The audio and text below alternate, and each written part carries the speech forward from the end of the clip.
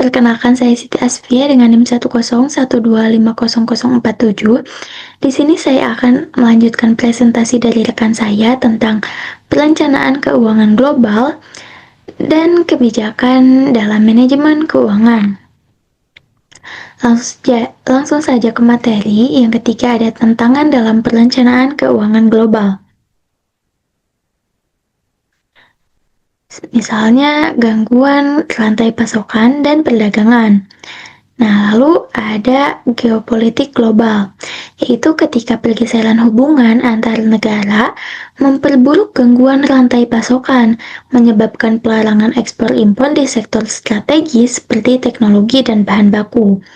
Nah, studi kasusnya seperti suatu perusahaan di Indonesia mengambil bahan baku dari pasar di Eropa. Lalu di Eropa tersebut terjadi konflik ataupun geopolitik yang menyebabkan pelarangan ekspor impor itu tidak boleh dilarang. Nah, ini berdampak besar bagi perusahaan karena akan menghambat produksi dan juga akan menghambat pada perdagangan ataupun pendapatan. Lalu ada juga ketergantungan regional. Ketika negara-negara yang terlalu bergantung pada satu kawasan untuk perdagangan menghadapi risiko besar saat terjadi ketidakstabilan politik atau ekonomi di wilayah tersebut.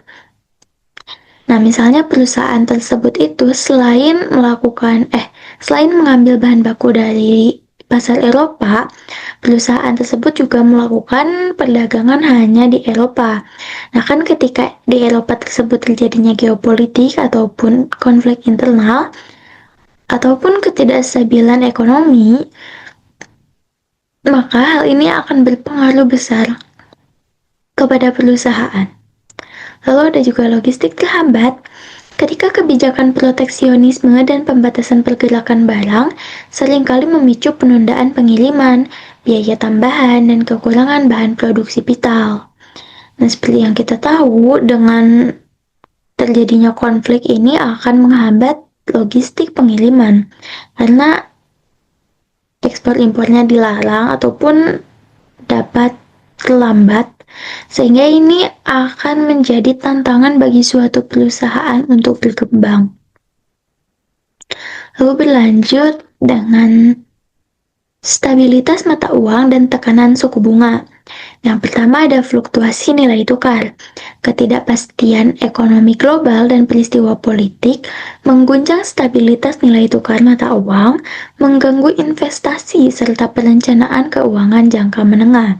Seperti yang kita tahu, jika suatu negara nilai tukar mata uangnya tuh bisa berubah-ubah, maka ini berdampak bagi perusahaan karena perusahaan tidak dapat memprediksi pendapatan ataupun investasi. Lalu yang kedua ada inflasi global, yaitu tekanan inflasi yang bergerak naik di berbagai negara mendorong bank sentral untuk menaikkan suku bunga, menghambat pertumbuhan sektor usaha. Nah, ketika inflasi terjadi, biasanya ini akan menaikkan harga barang dan jasa.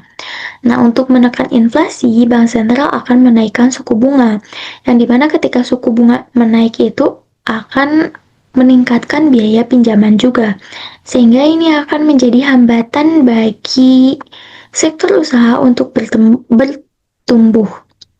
Lalu yang ketiga ada biaya pinjaman meningkat.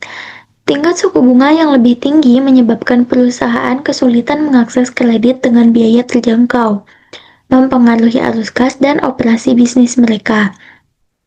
Nah, seperti yang kita tahu, ketika inflasi terjadi, maka bank sentral itu akan menaikkan suku bunga dan juga biaya pinjamannya juga meningkat kan.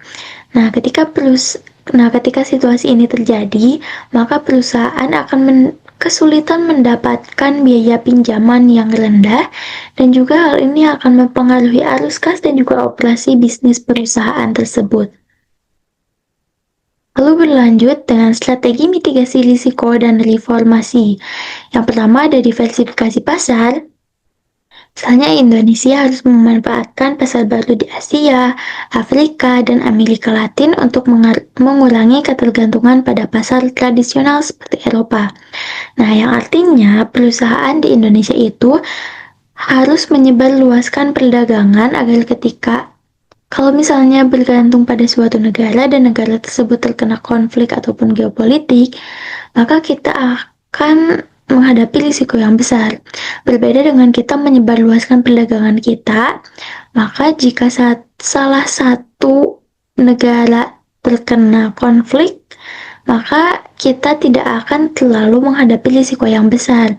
Dan juga mungkin pendapatan kita tidak akan terlalu anjlok karena bisa tertutupi dari perdagangan dari negara lain. Lalu yang kedua ada stabilitas kebijakan fiskal, yaitu reformasi ekonomi yang mendukung investasi struktur, serta program insentif untuk usaha kecil dapat memberikan ketahanan terhadap gejolak eksternal.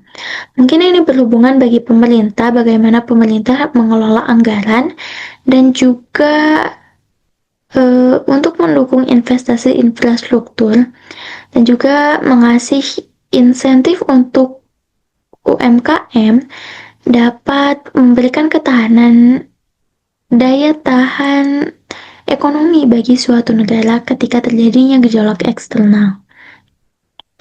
Lalu yang ketiga ada kemitraan global, kerjasama bilateral dan regional melalui kesepakatan perdagangan bebas dapat membantu mengurangi tarif dan proteksi berlebihan, memacu efisiensi dalam perdagangan. Nah, berlanjut. Yang keempat, ada alat dan strategi untuk manajemen keuangan. Yang pertama, ada optimalisasi investasi. Yang pertama, ada diversifikasi portofolio, yaitu dengan mengurangi risiko dengan menyebarkan investasi ke berbagai sektor dan wilayah untuk mengatasi ketidakpastian pasar global. Nah, seperti yang kita tahu, perusahaan itu selain harus menyebarkan perdagangan, maka perusahaan juga harus menyebarkan investasi ke berbagai sektor ataupun wilayah. Nah, untuk apa? Karena untuk mengatasi ketidakpastian pasar global tadi. Lalu yang kedua ada penguatan infrastruktur, yaitu meningkatkan daya tarik investasi asing langsung atau FDI melalui perbaikan infrastruktur seperti transportasi dan konektivitas digital. Nah, dengan penguatan infrastruktur ini akan menarik infrastruktur untuk berinvestasi di perusahaan kita. Lalu ada juga pemanfaatan teknologi, yaitu dengan memanfaatkan teknologi keuangan atau fintech untuk analisis pasar yang lebih kuat dan pengambilan keputusan investasi yang lebih cepat. Nah, dengan perusahaan memanfaatkan fintech, hal ini dapat membantu kita untuk mengambil suatu keputusan dalam berinvestasi. Lalu berlanjut dengan teknik negosiasi dan deregulasi. Yang pertama ada reformasi peraturan, yaitu dengan mengurangi birokrasi dan hambatan administrasi untuk menciptakan lingkungan bisnis yang lebih kondusif dan menarik bagi investor.